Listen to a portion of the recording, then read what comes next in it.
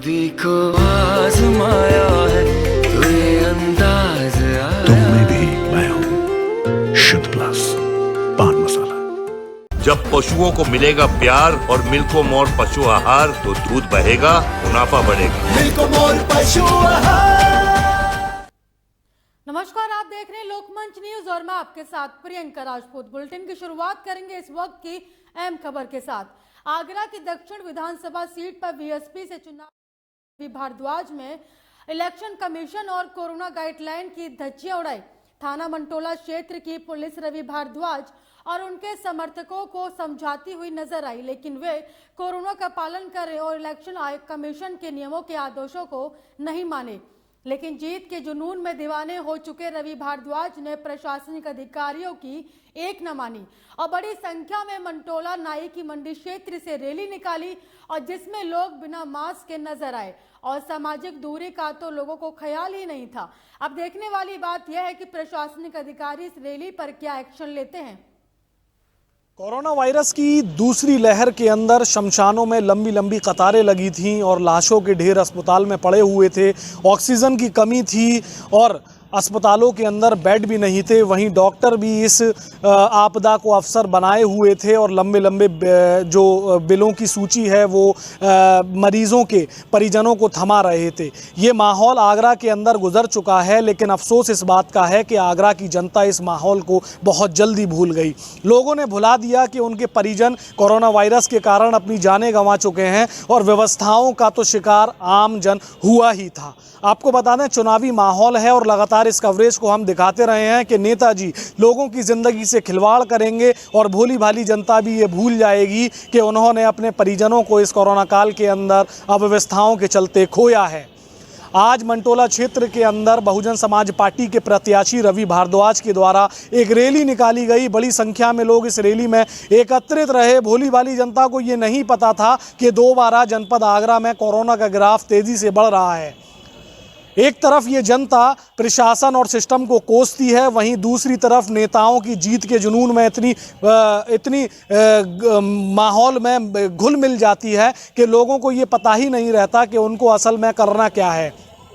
हालांकि चुनाव आयोग ने भी कोरोना गाइडलाइन का पालन कराने की नेताओं से बात की है और प्रशासन को भी इस मामले पर सख्त रवैया अपनाने की बात की है।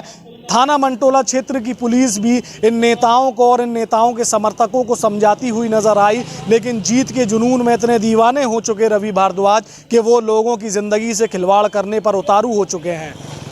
अब ये व्यवस्थाएं अगर कोरोना वायरस को लेकर बिगड़ती है तो यही जनता सिस्टम को कोसेगी, लेकिन उस नेता को नहीं कोसेगी जिस नेता ने इनकी ज़िंदगी से खिलवाड़ करने में अपनी भूमिका को अदा किया था।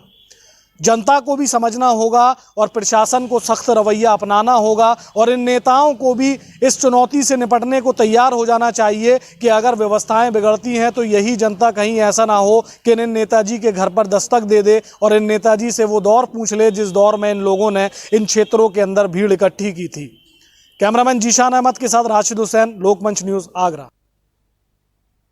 आज अलीगढ़ के घंटा घर के सुभाष चौक पर जाबाज पूर्व सैनिक सेवा समिति अलीगढ़ उत्तर प्रदेश के द्वारा नेताजी सुभाष चंद्र समारोह बड़े ही धूमधाम और हर्षोल्लास से मनाई गई। समारोह का शुभारंभ जिलाध्यक्ष सूबेदार मेजर भुगुवीर सिंह और कैप्टन आरपी पचौरी ने नेताजी सुभाष चंद्र बोस की प्रतिमा पर माला चढ़ाकर किया और उसके बाद सभी पूर्व सैनिकों ने नेताजी पुष्प अर्पण किए और अलीगढ़ मुस्लिम यूनिवर्सिटी के शिक्षक मजहर को संगठन का प्रतीक चिन्ह भेंट करके उनका स्वागत किया गया। नेताजी सुभाष चंद्र बोस के जय घोष और भारत माता की जय के साथ समारोह का संपन्न किया गया।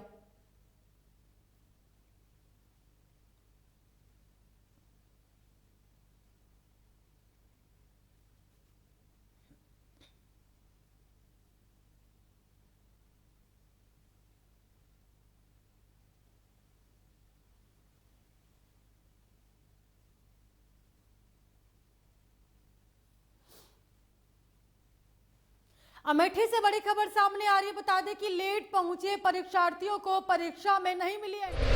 बड़ी और अहम जानकारी आपको अमेठी से तस्वीरों के जरिए आपको दिखा रहे हैं। लेट पहुंचे परीक्षार्थियों को परीक्षा में एंट्री नहीं मिली। बता दें कि कड़ाके की ठंड, हल्की बरसात के मौसम में टीईटी के परीक्षार्थी परीक्षा देने के लिए पहुंचे थे तो वहीं मुसाफिर खाना के एयर इंटर कॉलेज का मामला, दर्जनों परीक्षार्थी गेट के बाहर नजर आए।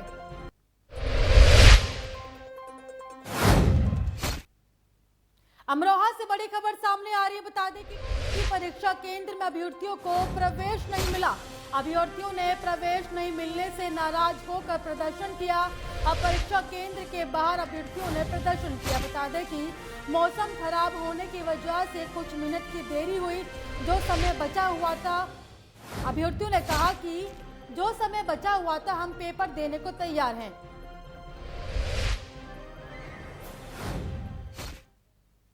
बिजनौर से बड़ी खबर सामने आ रही है। बता दें कि बसपा प्रत्याशी कोरोना प्रोटोकॉल की धज्जियां उड़ाते हुए नजर आए। इस वक्त की बड़ी और अहम जानकारी आपको तस्वीरों के जरिए आपके साथ साझा कर रहे। बता दें कि बसपा प्रत्याशी कोरोना प्रोटोकॉल की धज्जियां उड़ाते हुए नजर आए। नगीना विधानसभा से प्रत्याशी है ब्रजपाल सिंह और नगीना में मनिहारी सराय मोहल्ले में कार्यक्रम का आयोजन किया गया था।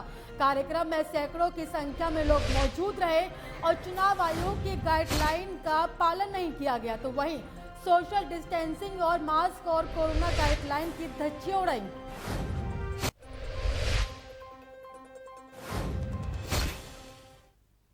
खबर यूपी के चंदौली जनपद के सदर कोतवाली क्षेत्र की है, जहां पर भगवानपुर पुलिया पास अज्ञात वाहन की चपेट में आ जाने से 2 युवकों की मौत हुई और एक रूप से घायल हुआ, जिसको चिकित्सक ने ट्रामा सेंटर रेफर कर दिया। बता दें कि सदर कोतवाली पुलिस ने शव को कब्जे में लेकर पोस्टमार्टम के लिए जिला मोर्चरी भेजकर अग्रिम कार्यवाही में जुटी है।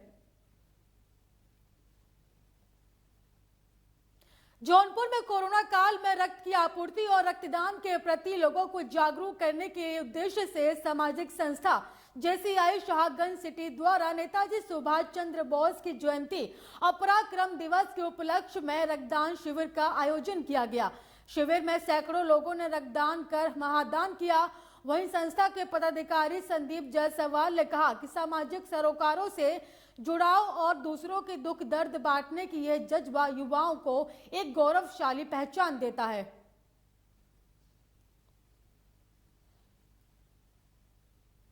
कांग्रेस हाईकमान ने काशीपुर विधानसभा सीट से एक बार फिर राजघराने को तवज्जो देकर पूर्व सांसद केसी सिंह बाबा के बेटे पर दांव खेला है और नरेश चंद्र सिंह को अपना प्रत्याशी घोषित किया, जबकि कांग्रेस में दावेदारों की एक लंबी फहरिस्त थी। यूं तो सभी के आसमानों पर पार्टी हाईकमान ने पानी फेर दिया तो वहीं पैराशूट कैंडिडेट उतार कर चुनावी मैदान में भेज दिया है। वहीं सुबह से ही कांग्रेस पदाधिकारियों और कार्यकर्ताओं की गोपनीय बैठक चलती रही, लेकिन पार्टी हाईकमान के फैसले पर सभी ने अपनी सहमति जताते हुए चुनाव लड़ने की बात तो कही, लेकिन चेहरे बयां कर रहे थे कि जिस व्यक्ति ने कभी पार्टी की नीतियों को नहीं जाना वो अचानक प्रत्याशी बनकर सामने आ गया और जो सालों से पार्टी के लिए काम कर रहे थे, पार्टी ने उनकी अनदेखी कर कार्यकर्ताओं की भावनाओं के साथ ठेस किया है। भैया ये मेरा सौभाग्य है कि मुझे कांग्रेस से टिकट मिला और भाई लोग सब साथ हैं। कांग्रेस में एक चीज़ है कि सारे कार्यकर्ता आज के दिन जिस हिसाब से लगता है सब एक साथ काम कर रहे हैं। हमें काशीपुर की जनता की सपोर्ट चाहिए और हम एक नए तरीके से काशीपुर में काम करेंगे। हम अकेले इंडिविजुअल एक आदमी कर रहा है, इससे काम नहीं हो रहा। हमने देख लिया 20 सालों से। अब हम सब साथ मिलके टीम वर्क एक दूसरे से पूछ के, यहाँ के जितने बुजुर्ग लोग हैं, जितने पढ़े लिखे लोग हैं, जितने जानकार लोग हैं, जो लोकल अंदर शहर के रहते हैं, जो परेशानियां हैं, बट नेचुरल बात यह है तो जो एक कार्यकर्ता पिछले कई सालों से कांग्रेस पार्टी के अंदर रहकर कांग्रेस पार्टी के संगठन को मजबूती प्रदान कर रहा है और कांग्रेस पार्टी को एक प्लेटफार्म पर हिंदू मुस्लिम सिख ईसाई आपस में एक कौमी एकता का गुलदस्ता बांधने की पूरी कोशिश कर रहा था और आज सन 2022 का चुनाव जो कांग्रेस पार्टी के झोली में लाने की पुरजोर कोशिश की गई है। अगर ऐसे कार्यकर्ता को थोड़ा बहुत नकारा जाएगा तो मन में नेचुरल कितने भी प्रत्याशी हों, दावेदार हों, उनके मन में कुछ दुख तो हो गई। आदरणीय केसी सिंह बाबा मेरे राजनीतिक गुरु हैं, एक अभिभावक हैं। जब से मैंने आँख खोली तब से बाबा साहब के उस सानिध्य में अपने पाया और हमेशा उनके आशीर्वाद से हम सभी लोग आगे बढ़ते रहे। उनके परिवार के साथ 3 पीढ़ियों का हम लोगों का जो एक रिश्ता है वो अटूट रिश्ता है और नरेंद्र भाई हमारे आदरणीय केसी सिंह बाबा जी के सुपुत्र हैं।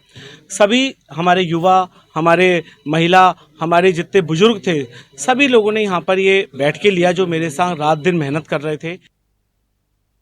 उत्तर प्रदेश में एक बार फिर पुलिस का घिनौना चेहरा सामने आया, जिसने पुलिस की कार्यशैली पे एक बार फिर से सवालिया निशान खड़े कर दिए हैं। बता दें कि लखीमपुर खीरी जिले में पुलिस के द्वारा चोरी के आरोप में लगाए गए कि नाबालिग युवक की पिटाई से 4 दिन के बाद युवक की संदिग्ध परिस्थितियों में मौत का मामला सामने आया, जहां पर परिजनों ने पुलिस पर आरोप लगाकर सड़क पर शव रखकर जमकर हंगामा काटा। तो दरअसल पूरा मामला जिले के ही संपूर्णा नगर थाना क्षेत्र के ग्राम इंदिरा नगर का है। रूपा, क्या है मामला, मतलब पूरा ये बताइए। मामला ये है कि घर पे हमारी मोबाइल चोरी हो गई 2। ठीक है। मेरे भाइयों की, मेरे 2 भाई हैं, दोनों की टच मोबाइल चोरी हो गई। तो ये मेरी मौसी का लड़का था जो उनके साथ सोता था। तो ये जैसे उस रात बोल के गया मैं रात को आऊँगा, दरवाज़ा खुला रखना, सोने उनके साथ ही सोता था। तो फिर बोलो ने दरवाज़ा खुला ही रखा। रात को ये आया था, बहुत नशे में भी था। तो ये वहाँ आया पर मतलब वहाँ सोया नहीं, अपने घर आके सो गया, यहाँ मौसी घर अपने घर पे आके सो गया। तो फिर उसके बाद सुबह उठे तो मोबाइल दोनों गायब थे। चाचा था उनके लड़के, तो उसने ये कहा कि आप दरवाज़ा खोल के रखो, मैं अभी सोने आऊँगा। उसने थोड़ा ड्रिंक वगैरह कर मामला 3-4-5 दिन पुराना है ये। तो इसमें उसके बाद वो घर गया तो आ नहीं पाया वहाँ से। इनके यहाँ से मोबाइल चोरी हो गया। तो इनका कहना था कि मोबाइल जो चोरी हुए हैं इस लड़के ने चोरी किए हैं। तो इसकी तहरीर चौकी में दे दी गई खजूरिया में। तो इस लड़के को उठा के ले गए वहाँ पे, चौकी में बुलवा लिया गया। वहाँ पे जो दूसरी पार्टी थी उन्होंने कहा, वो लड़का जबकि बार बार कहे कि मैंने मोबाइल चोरी नहीं की है। बड़ी खबर सामने आई। बता दें कि जिलाधिकारी ने टीईटी की परीक्षा को लेकर निरीक्षण किया। जिलाधिकारी ने राजकीय पॉलिटेक्निक कॉलेज का निरीक्षण किया। बता दें कि राजकीय पॉलिटेक्निक और एसएस चिल्ड्रन अकेडमी का बोर्ड का निरीक्षण किया। और साथ ही आपको जानकारी के लिए बता दें कि दोनों विद्यालयों में चल रही टीईटी परीक्षा को लेकर निरीक्षण किया गया था। निरीक्षण के दौरान सुरक्षा व्यवस्था बनाए रखने के निर्देश दिए।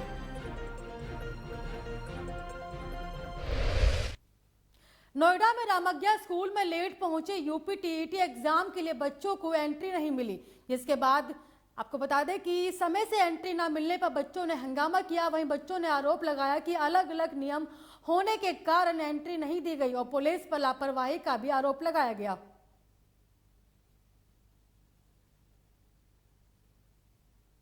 फिलहाल मुझे दीजिए इजाजत और देखते रहिए लोकमंच न्यूज।